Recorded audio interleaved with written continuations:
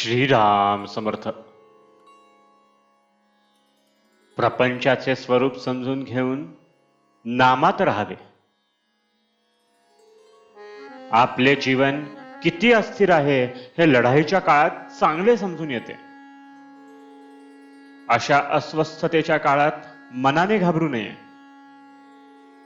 काळजी न करता शांत चित्ताने भगवन नामात कर्तव्य करीत राहावे. काळजीला म्हणा कारण असे काहीच लागत नाही, कारण ती आपल्या काळजापर्यंत नवे काळजापाशीच असते. काळजी करायचीच म्हटले म्हणजे कोणत्याच गोष्टी तिच्यातून सुटत नाहीत. काळजीमुळे मानसिक आणि शारीरिक त्रास होतो.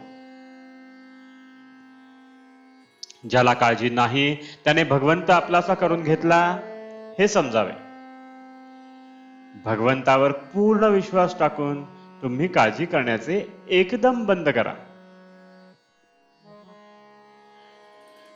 ज्याप्रमाणे कुणाचीही कुंडली मांडली, मग तो श्रीमंत असो की गरीब असो, तरी तिच्यामध्ये सर्व ग्रह यायचेच.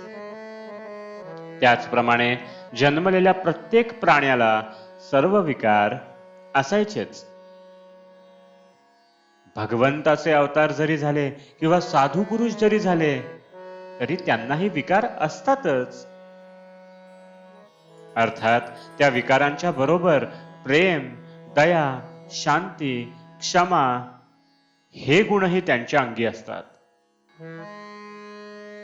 ग्रह हे या जन्माचे आहेत, पण विकार हे मागच्या जन्मापासून असलेले असतात. या विकारांना वश न होता म्हणजेच त्यांचे नियमन करून गुणांचे संवर्धन करणे हे प्रपंचात मनुष्याला शिकायचे असते. कुटुंबातल्या व्यवहारामध्ये प्रत्येक घटकाने आपापले स्थान ओळखून असावे. ज्याला स्वतःच्या मुलाबद्दल प्रेमामुळे इतकी खात्री असते की आपण सांगितलेले आपला मुलगा केल्याशिवाय राहणार नाही, तो बाप खरा.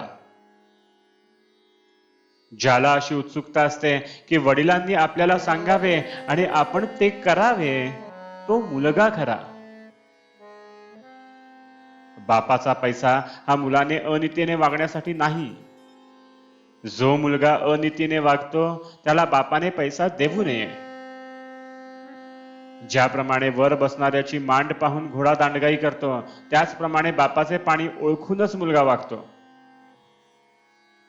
गृहिणीने स्वतः स्वयंपाक करून घरातल्या माणसांना जेवायला घालावे.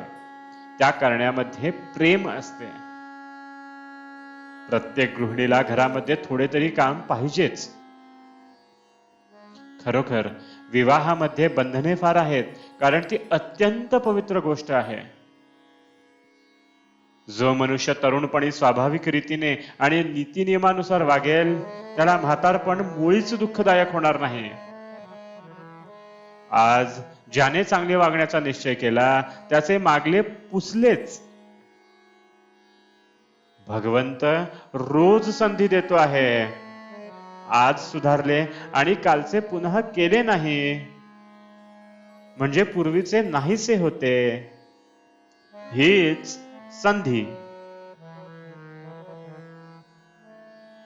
आजचे बोधवचन: जो शहाणा असेल त्याने समजून व जो अडाणी असेल त्याने श्रद्धेने बंधने पाळावी. जानकी जीवन स्मरण. जय जय राम.